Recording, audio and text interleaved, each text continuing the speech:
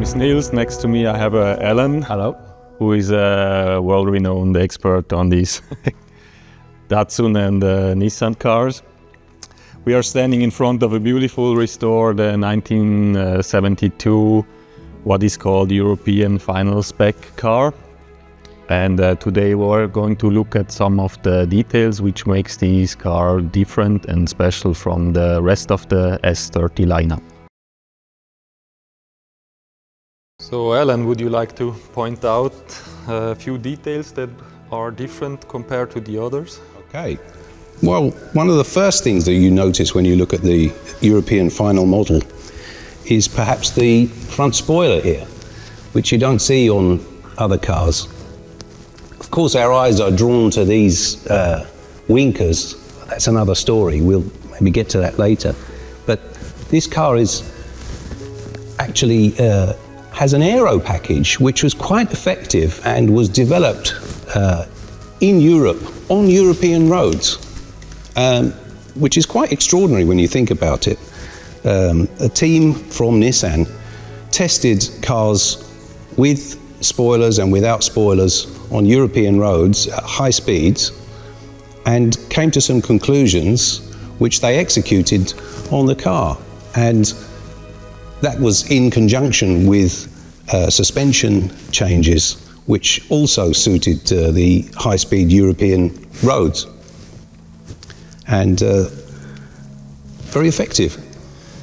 The story goes, if I might jump in, that they sent some test cars to Europe, and particularly the Netherlands, and there was a Dutch racing driver called Rob Janssen. And he took the car for a proper test drive, and he realized that it doesn't have a very good handling at high speeds. So he fabricated a front spoiler by himself and put it on the car. His own initiative. Yeah. And I'm not sure how happy the Nissan people were about it, but it's pictured in very many magazines from back in the day.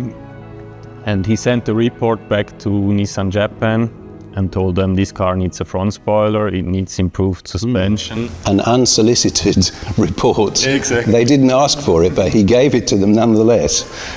And I think they took it very serious. So they started to develop this front spoiler and all the other upgrades for this car. One of the first things that we see coming to the rear of the car is the rear spoiler. Again, not seen on other export models particularly, but this is what I think of as the second design spoiler. The earlier one was introduced from the beginning of production and part of the original design of the car specifically for the Fairlady Z432R. It's only that model had the rear spoiler, but it became an extra cost option for Japanese market cars. But this design of spoiler was used for this final market model for the Euro UK spec cars in conjunction with the front spoiler.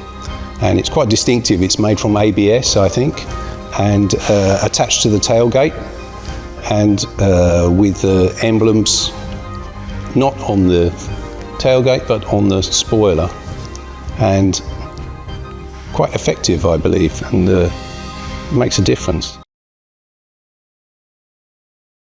This was a solution to a regulation change. The European lighting regulations differed from those in the rest of the world. They were kind of very strict about the height of the lights here and also which lights could be used here. These headlamps here, they're quite extraordinary. They're different. They're made by Koito, who made the original equipment, but they have an incorporated side lamp, so a small bulb to use as a side lamp. Normally that would be down here, and this is just used as a winker, just as an indicator repeater, along with the side ones. So that's quite an unusual combination, and particular to the UK and European final spec models. From what I understand, the original blinker position, which was down here, was too low for European regulations, so they had to quickly add some of them on top there. That necessitated a new pressing. Normally this would have a hole in it to accommodate the original design lamp that went in there. So you see that this is blank, so that means a different press tooling. And of course, the valance pieces, the 3-piece valance pieces, also incorporate captive nuts to mount the urethane front spoiler. So again, that's a tooling change and a different part number. The taillights compared to the American versions, which are don't have this amber or orange section, but it is red there also. And another big difference is the additional rear number plate or license plate lighting, because regulations said that the original lights which are from the top are too dark for the European regulations, so they had to quickly come up with another solution and added 2 more lights from the bottom. So we think this is possibly kind of ugly, and it creates a really strange situation where you have a big kind of lump of extra chrome on here, and it's basically doubling the function of something that's still there. So the vestigial kind of rear number plate light, part of the original design, is still there, because otherwise there would be a hole. So it's kind of strange. But of course this needed a completely different rear bumper center section with this, and you can't see them, but there's some large holes underneath here, and also a wiring tab. There's wiring for these extra lamps, and it goes in through the valance and into the wiring loop. So that's kind of quite complicated and specific to these cars, and actually quite hard to find now. It causes us problems when we want to restore them. So that's something that's quite distinctive of the rear of the car. And as you see this slogan here, it says "Details matter." So I think another important part which many people are not aware of is the suspension. That is pretty much different than on the rest of the world's cars in Europe and including the UK cars. They have a different spring rate, which is harder. They have a different position of the spring, and which gives it a slightly different stance compared to the other cars. Some rake. Exactly.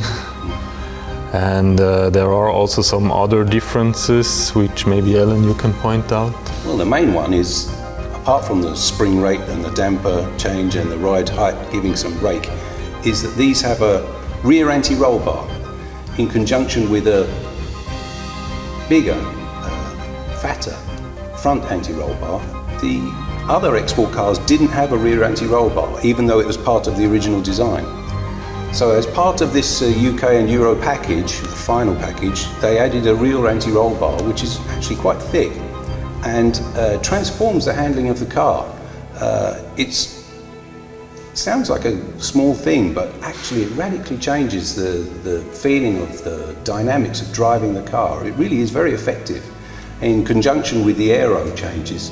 I think it's again, I keep saying this word, package, package, package. It's all about the package, the gearing, the suspension, the handling, and in conjunction with the very minor aero additions, which made such a big difference to the feeling of the car, and so much suited to the conditions of driving on fast roads in mainland Europe. But that was also on the initiative of Robbie Janssen, because first they had the Z432 suspension installed on the first European cars, and which were sent to the Netherlands. Robbie Janssen tested it and thought it was too high, so he cut the springs and put harder Koni dampers inside and test drove it like that and sent the results back to Japan.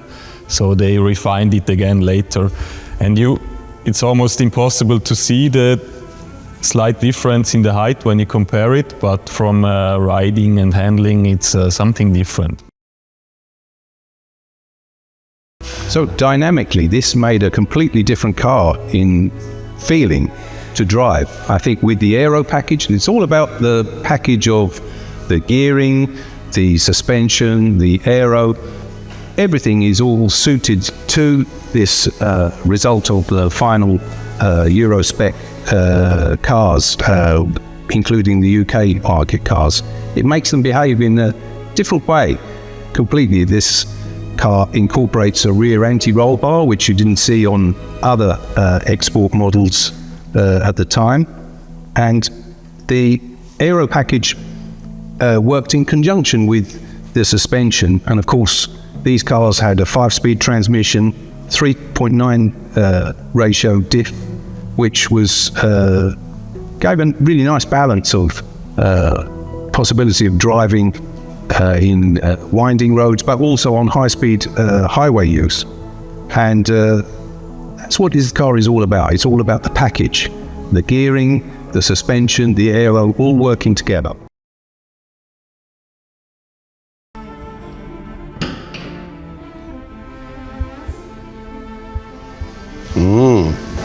It's different. It's different, especially compared to an American car, where they have all this additional emission control stuff here, which is missing on the European cars. And so no air pump down there. Yeah, it's quite a lot missing here. And of course, that means essentially more power. The engine was given the same rating on the data tag, but actually it was more powerful than the USA and Canadian versions. So that's quite significantly different, I think. And I think it's a fact that many people are not aware of, that it's not just some parts missing, but the engine itself is also different. Ironically, there's been an aftermarket of people seeking out these inlet manifold parts. They want this clean connecting tube here, the E41, rather than the North American version. It's quite funny. Because the emissions regulation in Europe and UK were not quite as strict, they're perhaps lacking behind the North American market versions, which was in the forefront of clean air, anti-pollution regulations, which we all had coming to us in the end. But this is a small period of time where you've got something really quite clean, quite efficient, and really nice to drive, actually. You pointed out before, maybe you want to say something about not only the engine, but the whole drivetrain. Well, again, it's that word, package. This was a great package, a great engine, one of the most powerful versions of the L24 in stock form, mated to the 5-speed overdrive transmission with servo synchros. So the shift feeling for the synchromesh is the Porsche patent servo synchros, quite different from the Warner patent synchros that were offered in North America. And that mated to a 3.9 ratio rear end. The differential, actually, again, great package. I think when they developed the car for the local and the American market, plus the rest of the world, of course, but with this in mind, they thought it has to have a certain kind of comfort also included. And so they didn't want to have too hard of a suspension and too crazy transmission and what. So, but even the engineers itself thought it was more of a sporty car.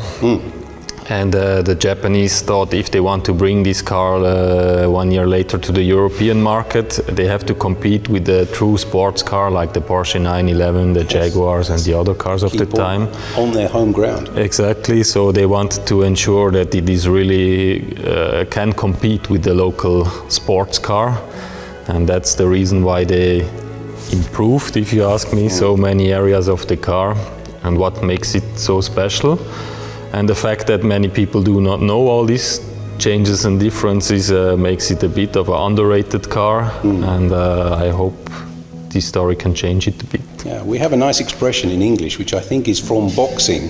We say that something punches above its weight.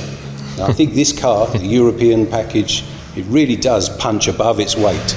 it can hold its head up high against contemporary sports cars. That's it. So these are the main differences of the European model car.